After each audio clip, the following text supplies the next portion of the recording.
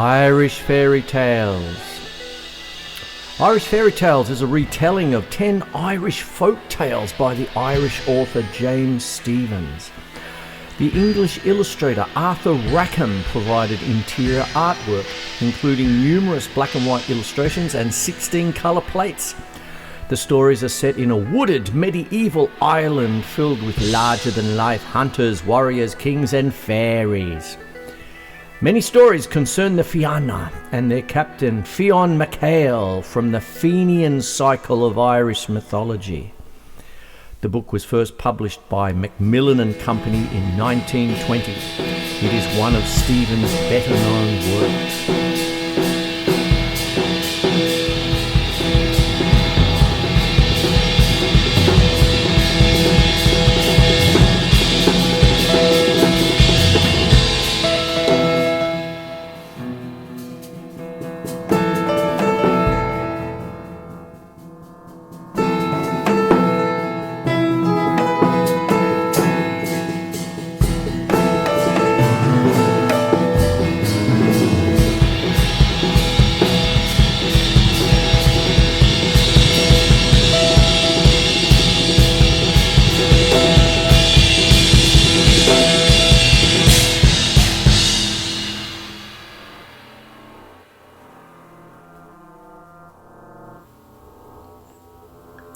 Quinlan, the abbot of Moville, travels to the home of Tuan MacHale and compels Tuan to admit him. The abbot convinces Tuan of the truth of the gospel. Quinlan asks Tuan to describe his past. Tuan reveals that he is centuries old and was one of the original settlers of Ireland.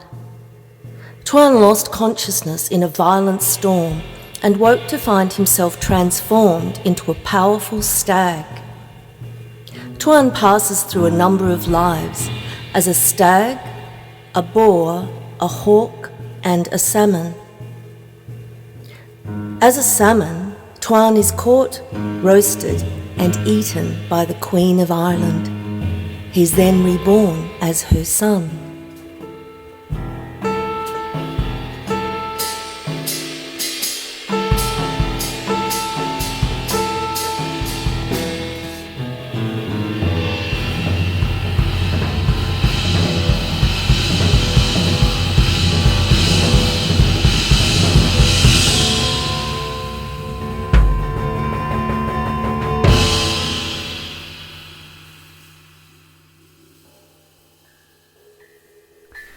The boyhood of Fionn. Fionn is the son of Uil MacBaiscin, captain of the Fianna of Ireland. Uil was killed by members of Clan Morna, who desired to lead the Fianna.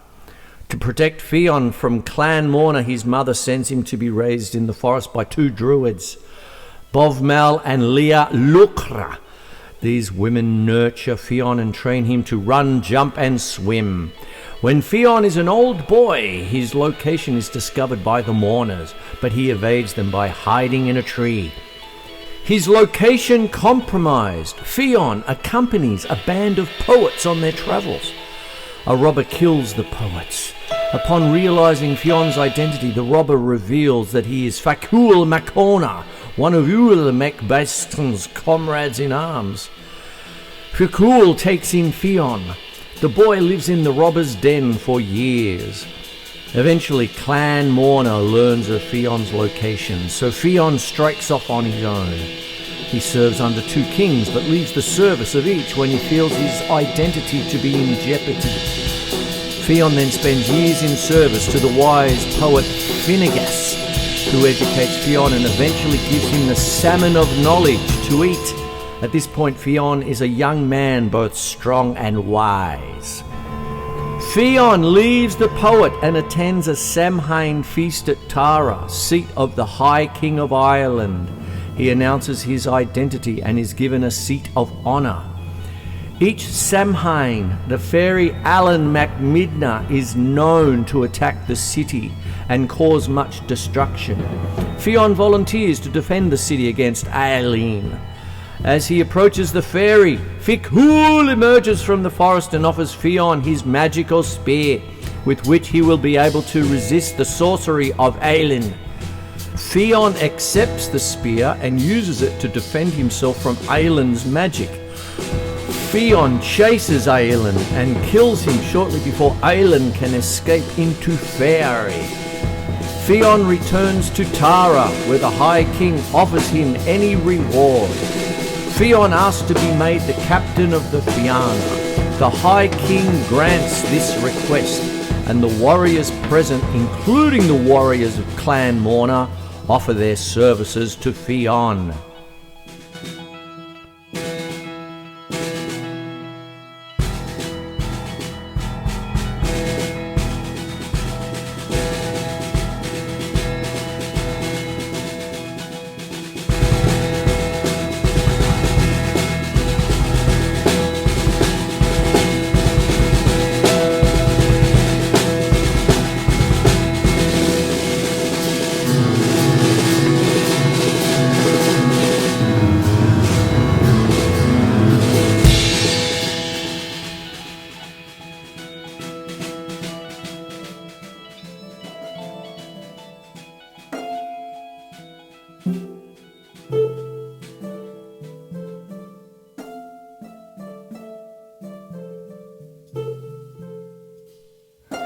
Turin, the young sister of Fionn's mother, is famed for her beauty.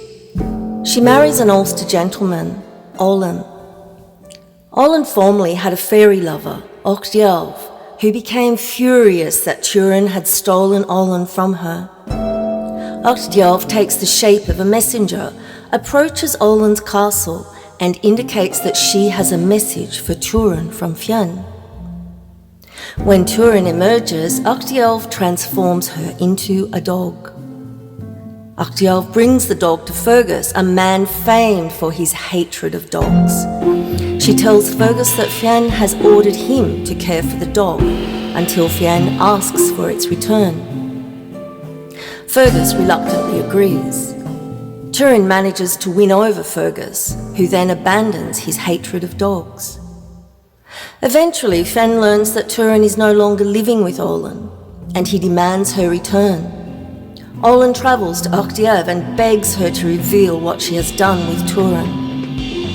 After exacting a promise of eternal loyalty from Olin, Ochdjelv accompanies him to the home of Fergus and changes Turin back into a human. Turin returns to Fionn with two puppies she has mothered, Bran and Scalan. These become Fionn's favourite dogs. Fergus is heartbroken at losing his dog, so Fionn then sends him a new puppy, which quickly cheers him up.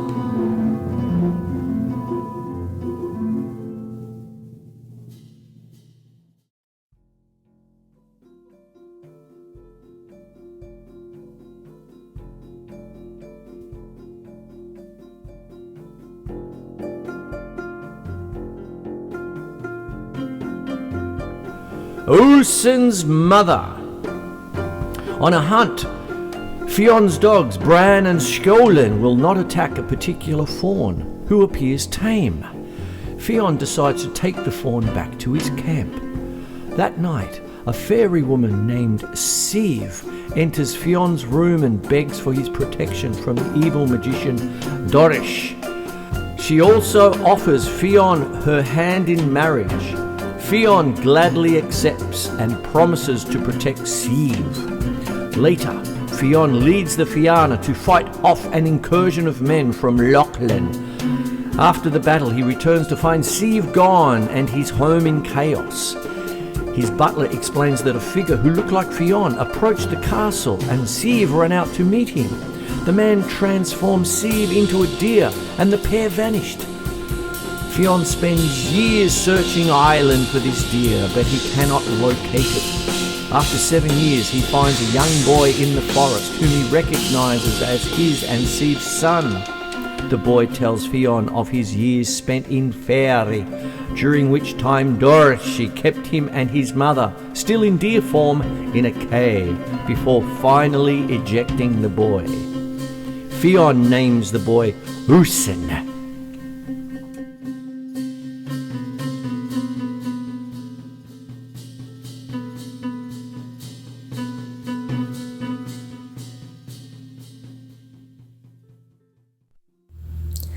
The High King and the Prince Quinlan are hunting in the forest. They encounter a beautiful woman driving a chariot. The High King asks for her name, where she is from and what she is doing, but the woman refuses to provide any information. The High King then asks for her hand in marriage. The woman accepts, although she has fallen in love with Quinlan and would prefer to marry him. The king names the woman lllustratians. Long after, lllustratians is living in Tara with the High King. She reveals her feelings to Quinlan and they make a plan to flee Tara. When lllustratians attempts to rendezvous with Quinlan, she is misdirected by fairies and ends up lost in the forest. She escapes from hungry wolves, meets a traveller, and then accompanies him to a small island where he fights 7 men for the lordship of the island.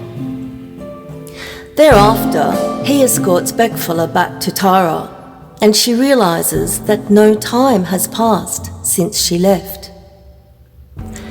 She then decides not to follow through on her plan to meet Quinlan. The next day, however, at a feast, a cleric is present who witnessed the fight for lordship of the small island.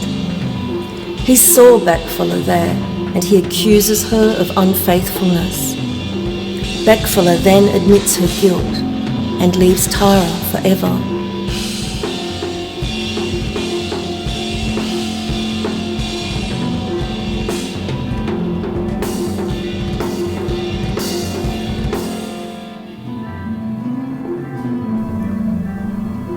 The Little Brawl at Allen. Gol MacMorna, the most renowned member of Clan Morna, attends a feast with the other Fianna. He insults his captain, Fionn, by giving gifts to the bards and entertainers more lavish than those offered by Fionn. Fionn asks where he acquired so much wealth.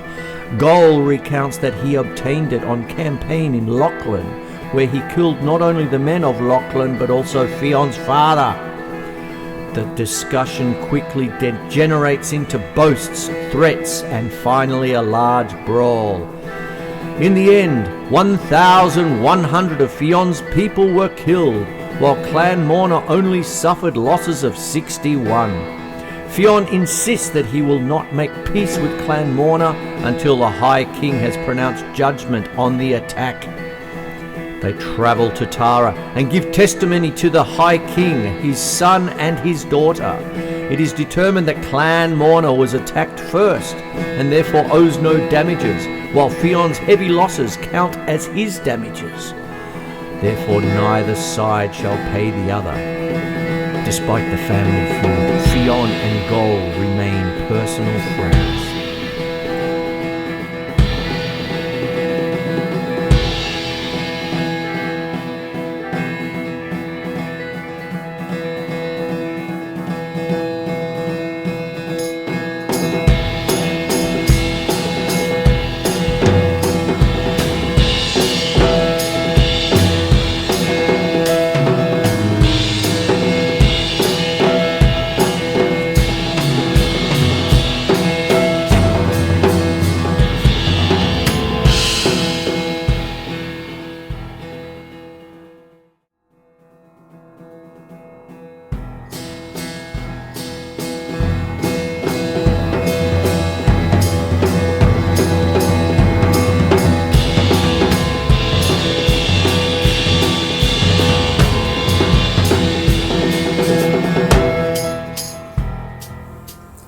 Cael of the Iron, son of the King of Thessaly, arrives in Ireland on a ship.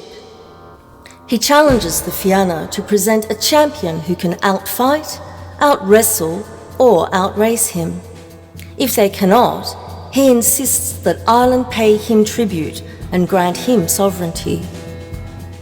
Fionn decides that the contest shall be a race, and he seeks to locate Ceilte Macronan, the fastest warrior of the Fianna. On the way, he encounters an enormous, sloppily dressed man who calls himself the Carl of the Drab Coat. Carl insists that only he can outrun Cael. The The Fianna believes the Carl and selects him as the champion of the Fianna. Cale of the Iron insists upon a 60-mile race. He is insulted by Fenn's choice of a champion who appears to be a commoner or a beggar. Cale and Carl travel to the race's starting point, while the Fianna wait at the finish. The Carl wants to sleep late, so he offers Cale a 1-hour head start. After waking, the Carl passes Cale, but he is himself overtaken when he stops to eat blackberries. As the Carl passes Cale a second time, Cale points out that the Carl's 2 coattails were torn off when they became snagged on plants 30 miles back. The Carl runs back to retrieve his coattails, but then passes Cale again and wins the race. Upon reaching the finish, Cale draws his sword and charges the Carl. The Carl hits Cale with a fistful of blackberries, tosses him onto his ship and sends him back to Thessaly. The Carl then reveals himself to be a powerful lord of the Sidhe.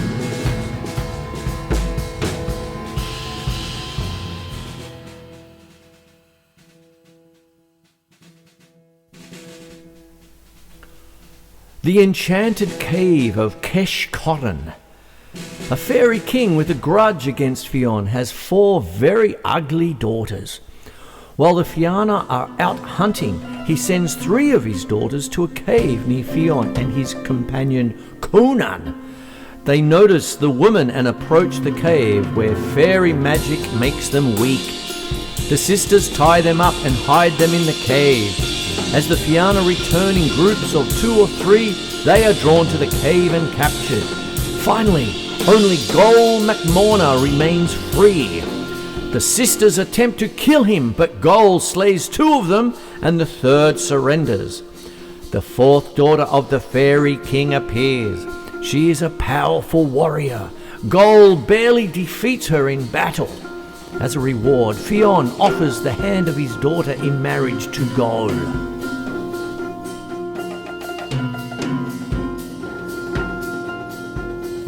Becma, a woman from the many-coloured land beyond Fairy, is banished to Ireland for running away from her husband. Con, an important king, notices Becma arrive by boat.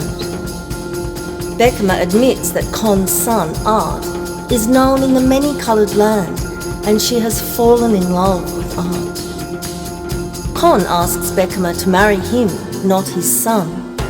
Becma agrees on condition that he send his son away for a year to give her time to learn to love Con without distraction. When Art returns, Ireland is in the midst of a great famine. Con hears a prophecy that he must sacrifice the son of a sinless couple to end the famine. After a long journey, he locates such a boy, the son of a king and queen on a remote island.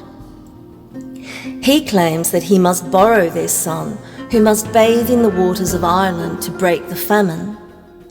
The parents are reluctant, but the boy insists on accompanying Con back to Ireland.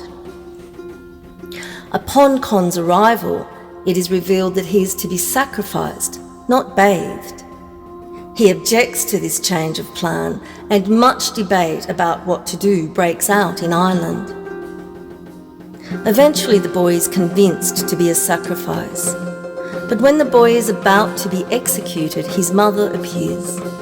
She reveals that sacrificing her son will not end the famine. The famine will only be broken when Becma is gone. Becma challenges Art to a game of chess and then loses.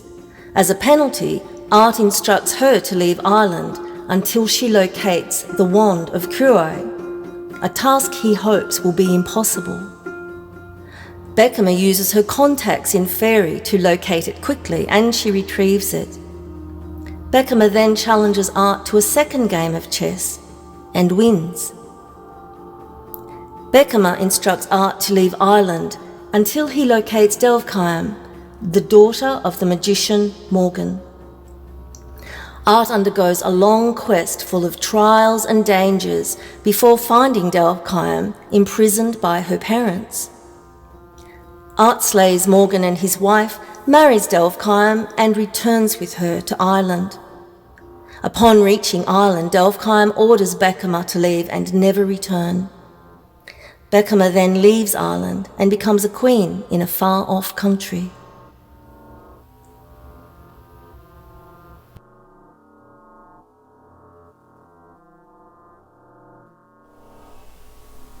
Mongan's Frenzy. A storyteller relates a story about Mongan, king of Ulster. Mongan, his wife, his storyteller, and several of his guards attend a tournament. It begins to hail. As they flee the hail, they wander into Fairy and come to a small palace. There they feast, and Mongan agrees to tell a story about his past. Elgag Mór, the king of Lochlan, is ill. A doctor indicates that only a white cow with red ears can save him. Fiach Fin, prince of Ulster, locates such a cow. It is owned by the Black Hag, who only agrees to relinquish when Fiachna promises to replace it with 4 other cows. As Fiachna delivers the white cow, he is informed that his father has died, and he is the new king of Ulster.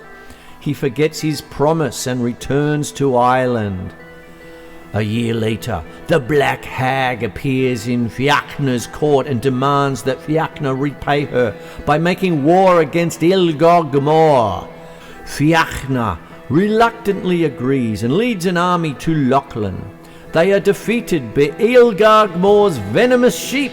Manannan, the son of Lear, offers to rescue the survivors and help them defeat Elgag Mór in return for all the rights of Fiachna's crown and household for one day.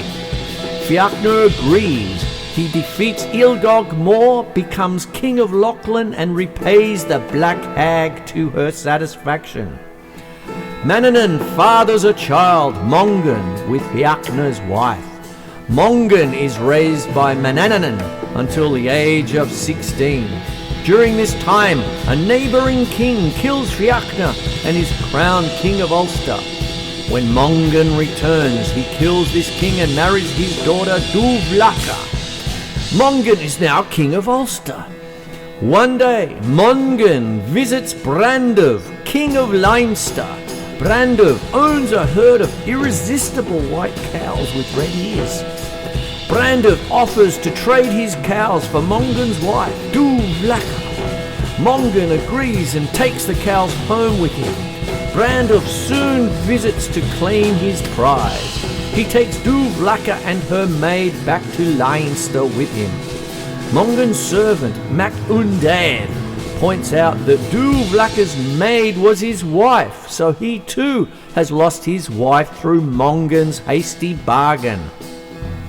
The two men make 3 attempts to reclaim their wives. First they impersonate clerics, then they try to sneak in when Brandov is away, both without success.